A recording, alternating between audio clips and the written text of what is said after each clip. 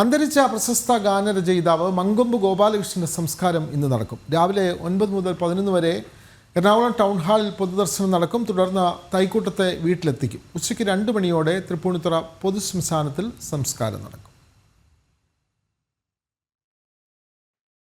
വിവരങ്ങളുമായി കിരൺ കുമാർ ചേരുന്നു. കിരൺ, നമുക്കറിയാം മങ്കൊമ്പ് ഗോപാലകൃഷ്ണൻ അദ്ദേഹം ഗാന രചനാരംഗത്ത്, അതേപോലെ തന്നെ നിരവധി അന്യഭാഷാ ചിത്രങ്ങൾ മലയാളികൾക്ക് പരിചയപ്പെടുത്തിയ തിരക്കഥകളൊക്കെ എഴുതിയിട്ടുള്ള ചലച്ചിത്ര ലോകത്തെ ശ്രദ്ധേയ സാന്നിധ്യമായിരുന്നു മങ്കൊമ്പ് ഗോപാലകൃഷ്ണൻ.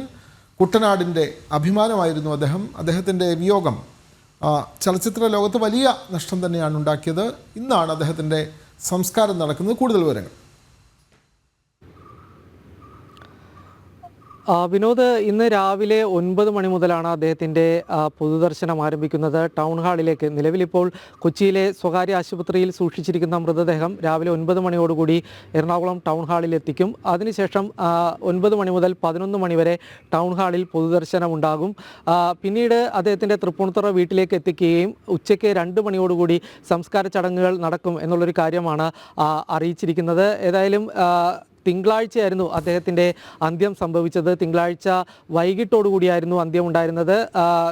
തൃപ്പൂണിത്തുറയിലെ വീട്ടിൽ വെച്ച് വീണ് പരിക്കേറ്റിരുന്ന മങ്കൊമ്പ് ഗോപാലകൃഷ്ണൻ കഴിഞ്ഞ ഏതാനും ദിവസങ്ങളായിട്ട് കൊച്ചിയിലെ സ്വകാര്യ ആശുപത്രിയിൽ ചികിത്സയിലായിരുന്നു. അതിനിടയിൽ ഹൃദയാഘാതത്തെ തുടർന്നായിരുന്നു തിങ്കളാഴ്ച മരണം സംഭവിച്ചത്.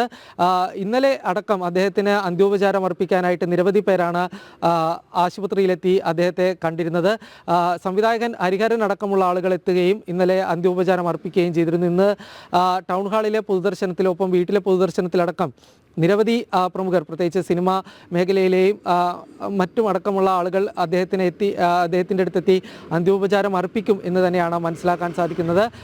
1971 ഇറങ്ങിയ വിമോചന സമരം എന്ന സിനിമയിലൂടെയാണ് അദ്ദേഹം സിനിമാ രംഗത്തേക്ക്, ഗാനരചന രംഗത്തേക്ക് കടന്നു വന്നത്. പിന്നീട് നമ്മൾ കണ്ടിട്ടുണ്ട്, മലയാളികൾ ഏറെ പാടി ആസ്വദിച്ചിട്ടുള്ള നിരവധി ഗാനങ്ങളുടെ എല്ലാം തന്നെ രചയിതാവ് അദ്ദേഹമായിരുന്നു. 700ഓളം ഗാനങ്ങൾ അദ്ദേഹം രചിച്ചിട്ടുണ്ട്.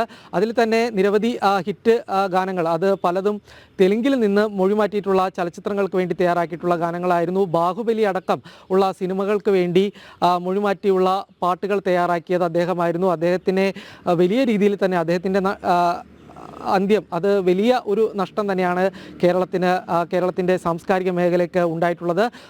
ഉച്ചയ്ക്ക് 2 മണിയോടുകൂടിയായിരിക്കും തൃപ്പൂണിത്തുറ മുനിസിപ്പൽ ശ്മശാനത്തിൽ അദ്ദേഹത്തിൻ്റെ അന്ത്യ സംസ്കാര ചടങ്ങുകൾ നടക്കുക. വിനോദ്. ഓക്കെ, ശരി കിരൺ.